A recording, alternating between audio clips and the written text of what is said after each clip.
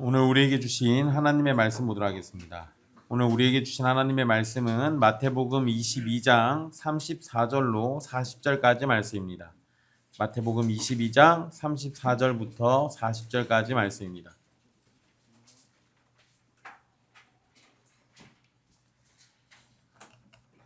귀하신 하나님의 말씀 받들어서 읽도록 하겠습니다. 예수께서 사두개인들로 대답할 수 없게 하셨다함을 바리새인들이 듣고 모였는데 그 중에 한 율법사가 예수를 시험하여 묻되 선생님, 율법 중에서 어느 계명이 크니이까? 예수께서 이르시되 내 마음을 다하고 목숨을 다하고 뜻을 다하여 주 너의 하나님을 사랑하라 하셨으니 이것이 크고 첫째 되는 계명이요 둘째도 그와 같으니 내 이웃을 내 자신같이 사랑하라 하셨으니 이 두 계명이 온 율법과 선지자의 강령이니라. 아멘. 이 말씀은 살아계신 하나님의 말씀입니다.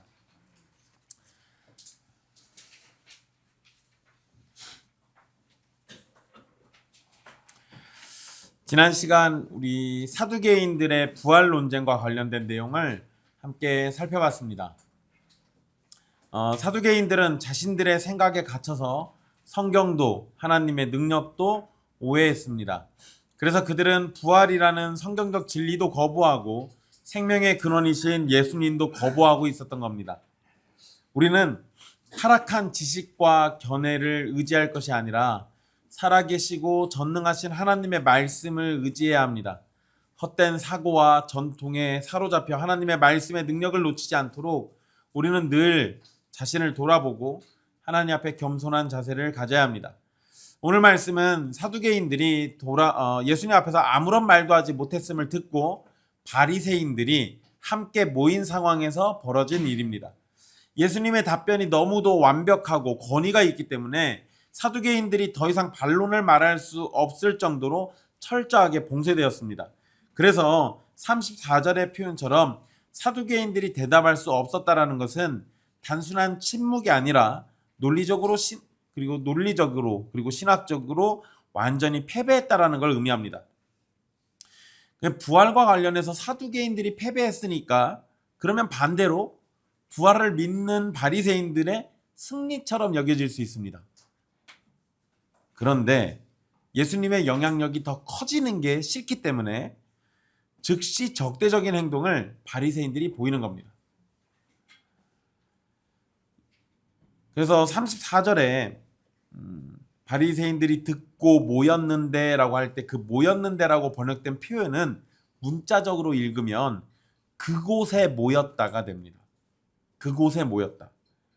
사실 그냥 모였다라고 해도 되는데 콕 집어서 마태가 그곳에 모였다라고 의도적으로 지금 이 표현을 넣은 겁니다.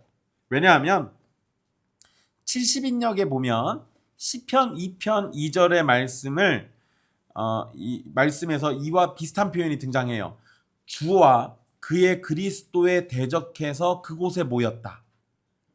세상의 군왕들이 하나님과 하나님의 그리스도를 대적하려고 그곳에 모였다라는 표현이 나오는데 그거를 딱 떼가지고 마태가 지금 여기다 인용한 겁니다. 그러니까 세상의 왕들이 여호와와 그의 메시아를 대적하기 위해서 모였던 것처럼 지금 바리새인들은 음모를 꾸미기 위해서 집결해 있는 겁니다. 그들의 모임은 신학적 탐구가 아니라 진리이신 예수님을 죽이려는 정치적 야합입니다. 사실 이쯤 되면 모이더라도 야, 우리의 가르침에 뭐가 문제가 있었나? 우리는 왜 저 예수라는 젊은이의 말에 아무도 대답 못하는 거지? 저 예수가 진짜 모세가 말했던 그 선지자 아니야? 저 예수가 성경에 예언된 그 메시아 아니야? 이렇게 생각을 해봐야 하는데 그런 생각은 죽어도 안 합니다. 어떻게든 죽일 생각만 합니다. 그러니까 이들은 이미 생각이 어떻게 되는 거예요? 한쪽으로 치우쳐져 있어요. 한쪽으로 쏠려 있습니다. 다른 생각이 들어갈 틈이 전혀 없어요. 바리새인들 가운데 한 율법사가 예수님을 시험하기 위해서 질문합니다. 여기에서 율법사는 그냥 율법의 선생이란 뜻이에요. 그런데 보통은 서기관과 동의어로 사용합니다. 서기관. 근데 마태는 보통 서기관이란 단어를 주로 사용했던 사람이에요.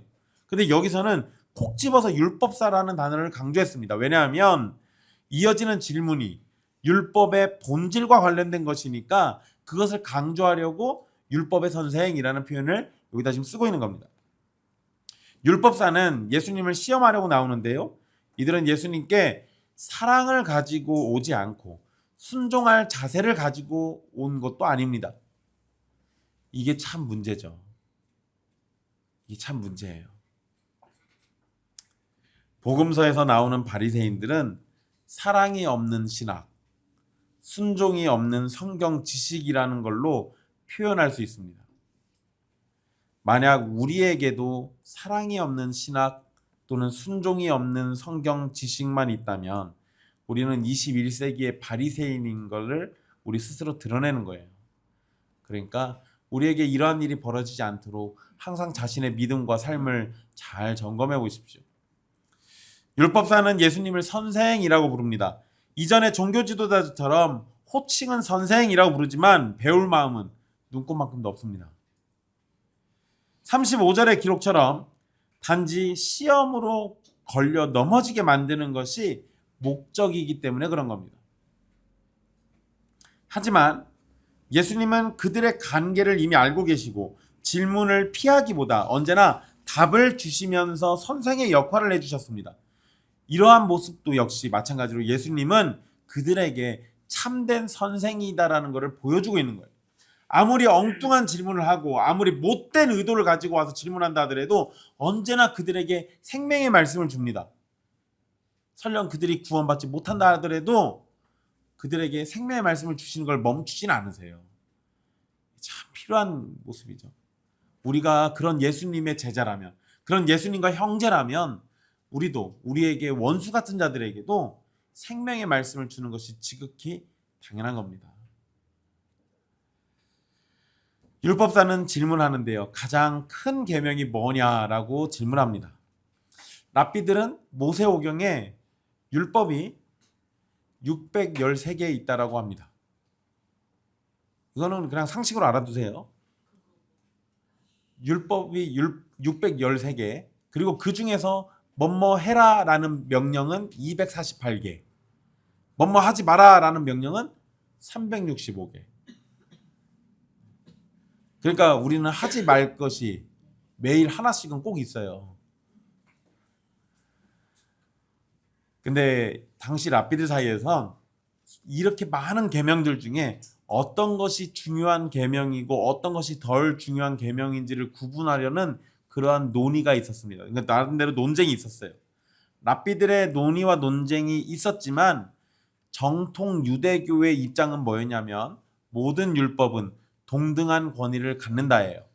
그러니까 기본적으로는 다 동등한 권위를 갖고 있다라고 얘기하지만 그렇지만 자기들 딴에는 그 안에서 그래도 얘가 좀 더 큰 거 아니야? 얘는 좀 작은 거 아니야? 이런 식의 논의가 있었다라는 거예요. 그런데 이런 상황에서 예수님에게 어떤 계명이 더 크냐라고 질문한 거예요. 이걸 보면 만약에 이렇게 질문을 해서 예수님이 어떤 계명이 더 크다라고 골라서 답을 해버리면 나머지 계명은 작다라는 개념이 되잖아요. 그러면 소홀히 여긴다라고 예수님을 공격할 수 있습니다. 다른 계명은 왜 소홀히 여겨요? 라고 이렇게 할 수 있죠. 또는 율법을 축소시킨다라는 비난도 받을 수 있고요. 계명 가운데 크고 작은 것을 말하면 그것으로 신성 모독이라고 할 수도 있습니다. 그러니까 얘네들이 모여가지고 예수님한테 진짜 궁금해서 이거 물어봤겠어요? 이걸로 어떻게든 시험해가지고 걸려 넘어뜨리려고 한 거죠. 그런데 그런 이들에게 예수님이 말씀으로 대답을 주십니다. 첫 번째로 인용하신 말씀은 신명기 6장 5절 말씀입니다. 그게 37절에 나와 있죠. 내 마음을 다하고 목숨을 다하고 뜻을 다하여 주 너의 하나님을 사랑하라. 신명기 6장 5절의 말씀은 당시 유대인들이 아침 저녁으로 암송하던 말씀이었습니다. 이 말씀은 너무 중요해서 아침 저녁으로 항상 암송하던 말씀이라고요. 그리고 여기 말씀에서 하나님을 사랑하라 할 때 이 사랑한다라는 말은 끓어오르는 감정만을 의미하는 게 아닙니다. 이것은 전적인 헌신과 충성 이런 걸 의미하는 거예요. 그래서 마음과 목숨과 뜻을 다해서 하나님을 사랑하라는 것은 우리의 소유 중에 일부를 드리라는 뜻이 아니라 우리의 전 존재를 하나님이라는 관역에다가 고정시키고 다 드리라는 걸 의미하는 겁니다. 37절을 문자적으로 읽으면요, 너의 온 마음, 너의 온 목숨, 너의 온 뜻으로 주 너의 하나님을 사랑하라. 그러니까 너에게 있는 그 모든 걸로 하나님을 사랑하라, 이 뜻이에요. 자, 여기에서 이 마음을 언급한 건 마음의 깊은 중심에서부터 하나님을 사랑하라는 겁니다. 그리고 마음은 단순한 감정의 자리가 아니라 지성과 의지와 감정을 포함한 인격의 중심이자 결정이 내려지는 위치를 의미합니다.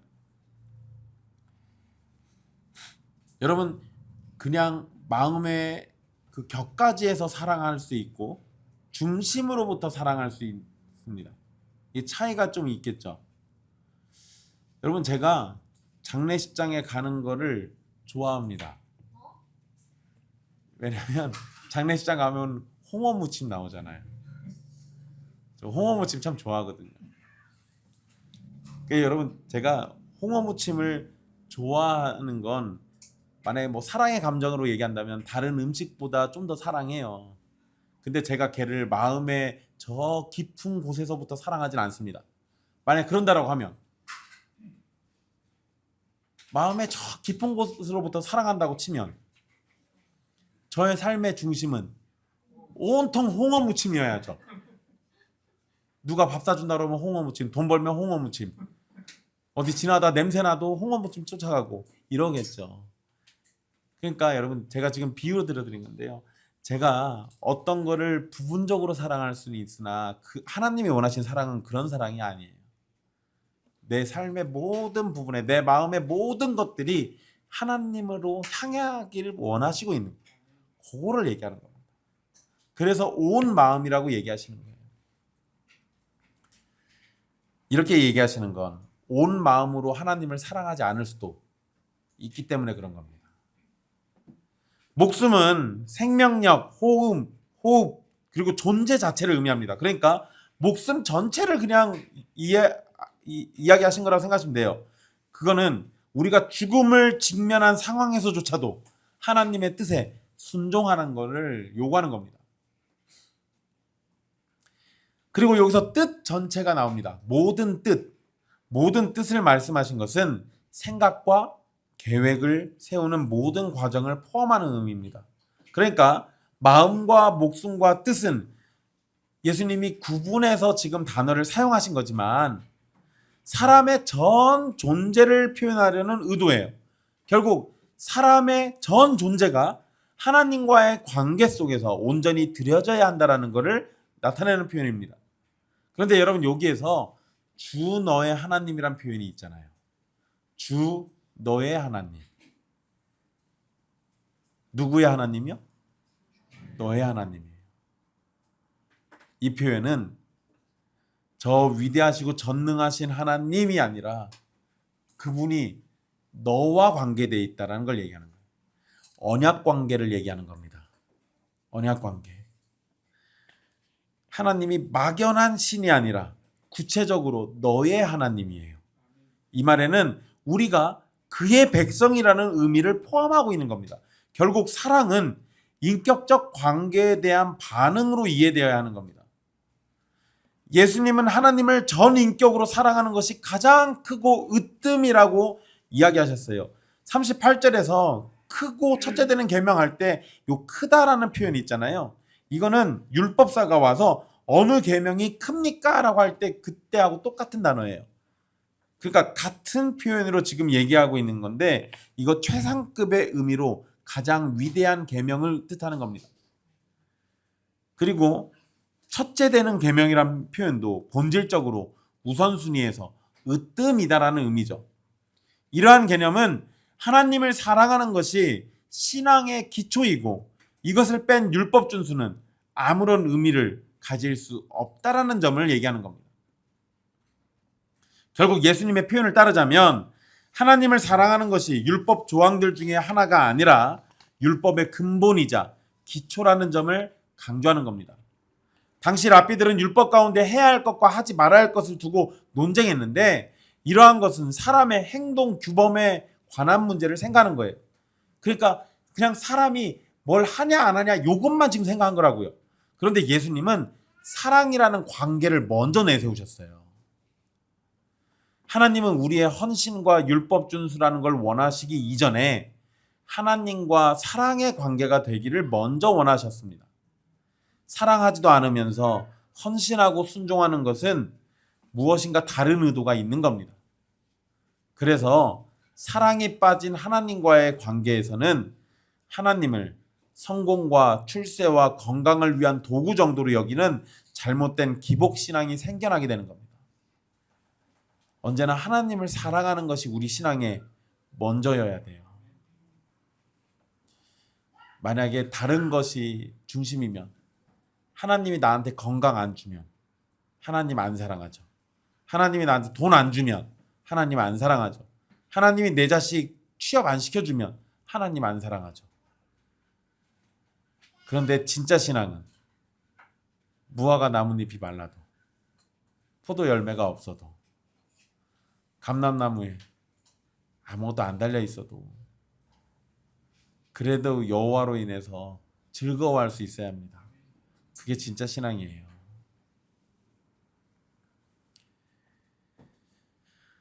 그거는 사랑이라는 관계에 그 가운데서 설명될 수 있는 겁니다. 사랑이라는 관계로 설명이 안 되면 의미가 없다고요.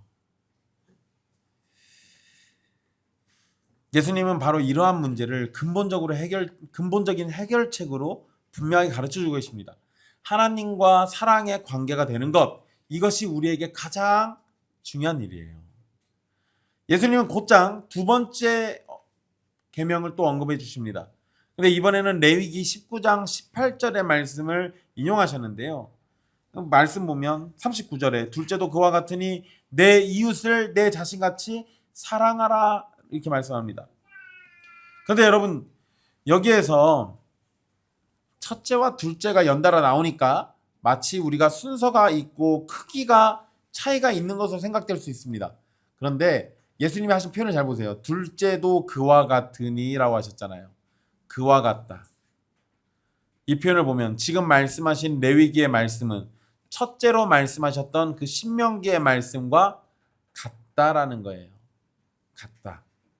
두 번째 계명은 순서상 두 번째일 뿐이지 중요성은 첫째 계명과 같은 중요성을 가진다는 것이 예수님의 의도입니다. 물론 여러분 첫째 계명을 크고 첫째 되는 계명이라고 이렇게 구별해서 말씀하신 것은 하나님을 사랑하는 것이 근본이고 이웃사랑은 거기에서 흘러나오는 것이기 때문에 그런 거예요. 이걸 거꾸로 하면 그러면 문제입니다. 그러면 문제가 돼요. 언제나 하나님을 사랑하는 것이 먼저고 그리고 이웃사랑이 거기서부터 결과물처럼 흘러나오는 겁니다. 그런데 만약에 크고 첫째 되니까 둘째는 됐고 첫째만 하자, 하나님 사랑만 하면 이러면 문제가 돼요. 이러면 첫째 계명의 진정성은 둘째 계명을 통해 검증됩니다. 결국 예수님은 두 가지의 계명을 말씀하셨는데 이 둘 다 가장 큰 계명인 거예요. 예수님이 내 이웃을 내 자신같이 사랑하라라는 말씀만 인용을 하셨는데요. 그런데 여러분 레위기 19장 18절을 포함해서 레위기 19장 전체는 하나님을 사랑하는 것과 이웃을 사랑하는 것이 무엇인지에 관한 내용을 언급하고 있습니다. 실제적인 언급을 다루고 있어요. 그러니까 예수님이 이것만 인용했다고 해서 이것만 생각할 것이 아니라 그 레위기 19장으로 돌아가서 앞뒤 문맥을 다 꼼꼼하게 잘 보실 필요가 있는 거예요. 특히 레위기 19장 9절부터 18절을 보시면은요. 이웃을 향한 사랑이 구체적으로 언급되어 있는데 밭과 포도원의 곡식과 열매를 조금씩 남겨둬서 가난한 사람들과 거류민이 먹도록 해주는 것, 도둑질하지 않고 속이지 않고 거짓말하지 않고 이웃을 억압하지 않고 착취하지 않고 일꾼에게 줄 일당은 바로 지급하고 불의하게 재판하지 말고 사람을 비방하지 말고 이웃의 피를 흘려서 이익을 챙기지도 말고 형제를 마음으로 미워하지 않고 원수를 갚지 않고 동포를 원망하지 않는 것이라고 언급합니다. 이 내용들을 쭉 생각해 보면 레위기 19장에서 말하는 이웃은 누구냐? 신앙 공동체나 민족 공동체만을 의미하는 게 아니에요. 거류민까지 생각하듯이 하나님의 형상인 모든 사람을 대상으로 하는 겁니다. 그러니까 애초에 율법에서 하나님은 모든 사람을 다 나의 몸처럼 사랑하라고 명령을 주셨어요. 애초에 그렇게 주셨다고요. 예수님은 이 첫째와 둘째 계명이 온 율법과 선지자의 강령이다라고 이렇게 말씀하셨습니다. 한글 성경에서 강령이니라라고 번역된 표현은 문자적으로 매달려 있다라는 의미입니다. 그러니까 전적으로 매달려 있는 거예요. 전적으로 의지하고 있는 겁니다. 율법과 선지자는 구약 성경을 가리키는 표현인데요. 즉 옷이나 모자가 옷걸이나 이런 데 매달려 있는 것처럼 구약의 모든 말씀이 이 두 계명에 의존하고 있다는 거예요. 율법과 선지자가 두 계명에 전적으로 의지하고 있다는 것은 구약의 모든 명령을 해석하는 원리가 이 두 계명이라는 겁니다. 두 개의 계명이 구약 명령의 핵심이라면 신구약 전체에 언급되는 명령은 하나님을 사랑하고 이웃을 사랑하라는 명령으로 이해되고 해석될 수 있습니다. 그리고 가장 큰 이 두 계명과 연결되는 성경의 모든 명령은 아무것도 가볍게 여길 것은 없어요. 그러니까 사실상 크고 작은 계명은 우리에게 존재하지 않습니다. 다 하나님을 사랑하고 이웃을 사랑해야 하는 이 위대한 계명 두 개에 다 매여 있기 때문에 결국 다 중요한 거예요. 율법사는 계명이 크고 작은 것이 있다는 생각에 예수님에게 질문한 것이지만 예수님의 답변은 하나님 아버지의 뜻과 생각을 담은 율법은 어느 하나 소홀히 여길 수 없다. 그리고 모든 것이 다 소중한 것이다 라는 걸 가르쳐 주신 겁니다. 율법사의 질문은 어느 계명이 크냐는 것이지만 예수님은 성경의 핵심이 사랑이라는 것으로 답하셨습니다. 그리고 사랑이라는 것으로 성경을 보면 모든 것이 소중하고 크다는 점을 생각할 수 있습니다. 여러분, 율법사를 포함해서요, 당시 랍비들은 결국 자기 생각에 옳은 대로 지금 판단하고 그거 가지고 시험하려고 했던 겁니다. 그런데 예수님은 자신들의 영광에만 집중하는 종교 지도자들과 달리 이번에도 대답의 중심에 누가 있었어요? 하나님. 예수님의 답변의 중심은 언제나 하나님. 결국 하나님을 향한 사랑이라는 거에 집중해서 지금 얘기하셨습니다. 그리고 그 사랑에 집중하면 모든 계명이 소중하고 큰 계명이 되는 겁니다. 율법사를 포함한 바리새인들은 율법에 관한 지식은 있지만 사랑은 없습니다. 성경은 알고 있을지 몰라도 성경의 주인이신 하나님과 그의 메시아는 알아보지 못하는 무지를 드러냅니다. 그리고 성경의 가르침은 하나님에 대한 사랑과 이웃에 대한 사랑을 분리시키지도 않습니다. 하나님에 대한 전인격적인 사랑이 없으면 이웃을 향한 사랑도 없는 겁니다. 여러분들 많이 들어본 표현이 있을 겁니다. 십자가. 십자가에는 무엇과 무엇이 있어요? 수직적으로 하나님과 우리의 관계가 있고 수평적으로는 사람과 사람의 관계가 있다고 얘기하죠. 틀린 표현은 아닙니다. 십자가를 생각해 보면 위로 하나님을 향한 수직적인 나무가 있고 옆으로는 이웃을 향한 수평적인 나무가 교차해서 만납니다. 이 두 나무가 단단히 결합할 때 비로소 십자가가 완성됩니다. 하나님을 사랑한다면 이웃을 혐오할 수 없어요. 하나님을 사랑한다면서 이웃을 혐오한다면 그건 거짓말입니다. 반대로 하나님을 향한 경외심 없이 인간적인 연민으로만 이웃을 돕는다면 그것은 구제단체의 활동일 뿐이지 참된 사랑이 아닙니다.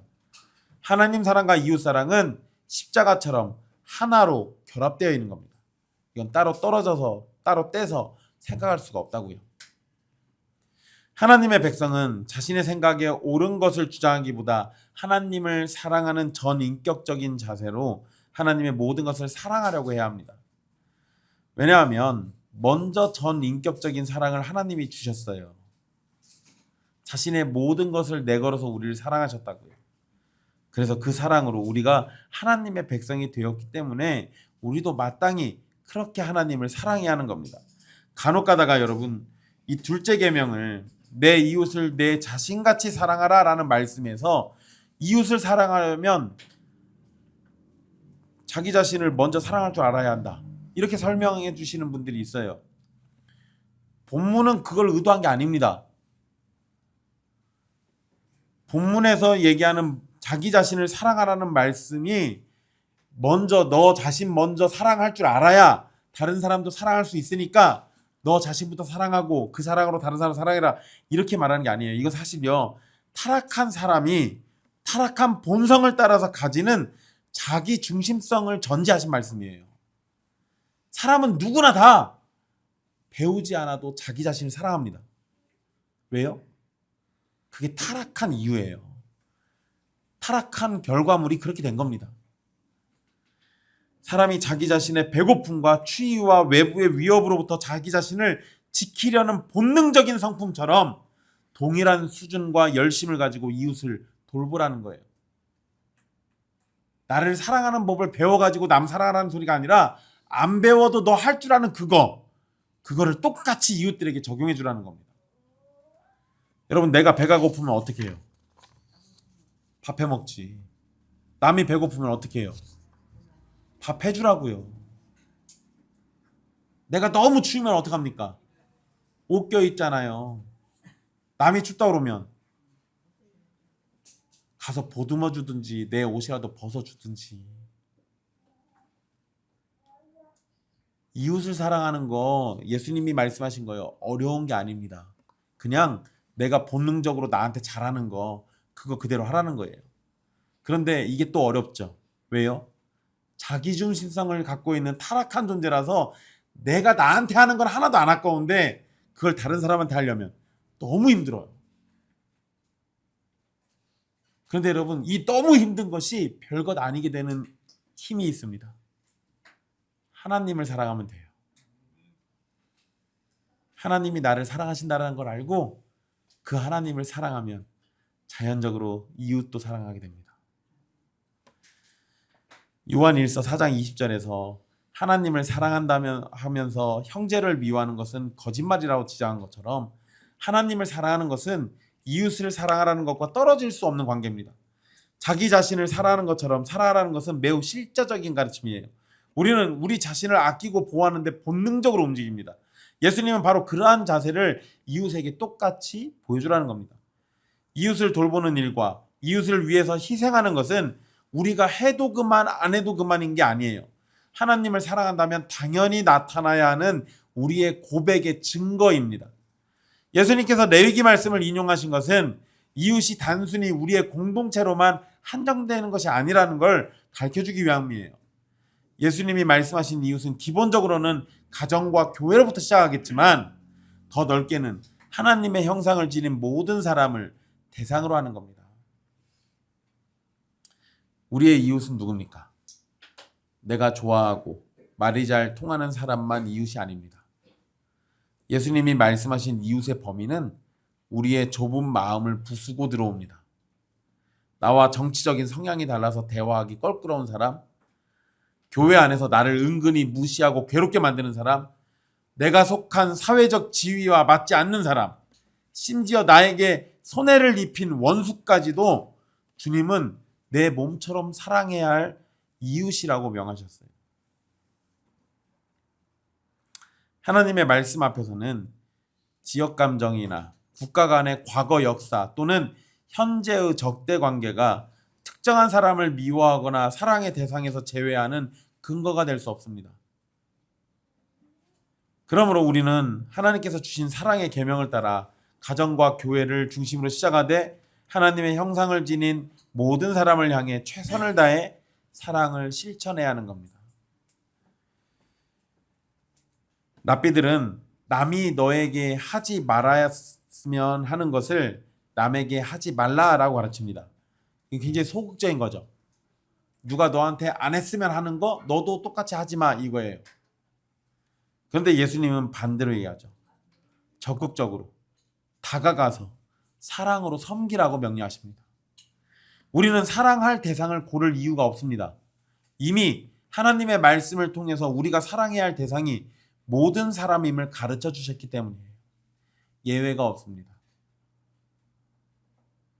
그러니까 우리가 이 말씀을 받은 하나님의 백성이라면 모든 사람들을 다 사랑할 줄 아셔야 돼요.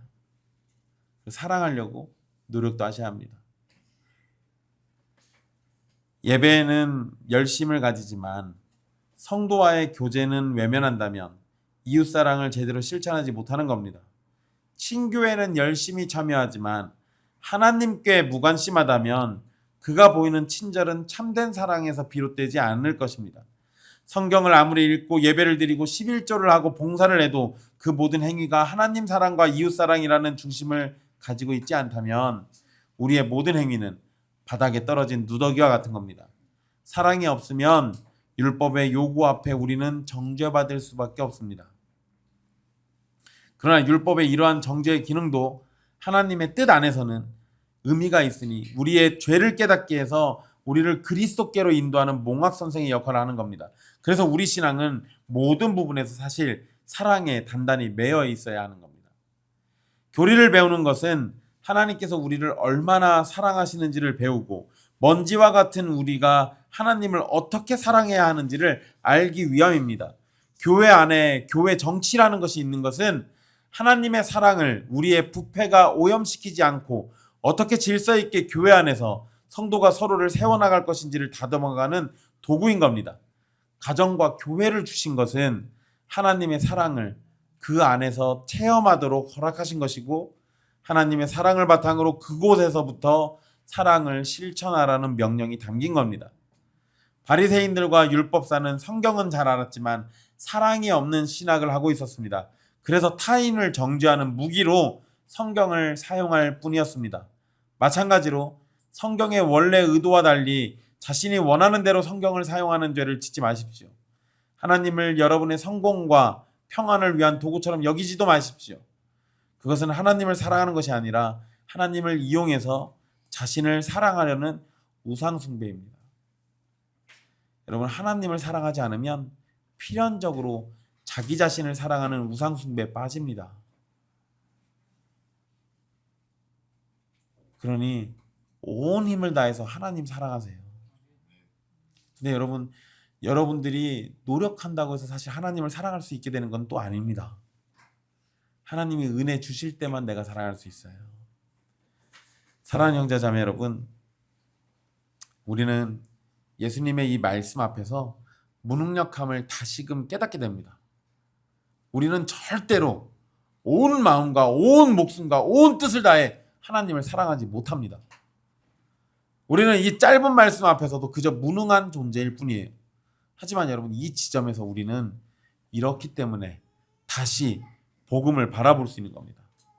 우리가 하지 못할 일, 즉 하나님을 온전히 전인격으로 사랑하고 이웃을 제 몸처럼 사랑하는 일을 우리 주 예수 그리스도가 대신 이루셨어요.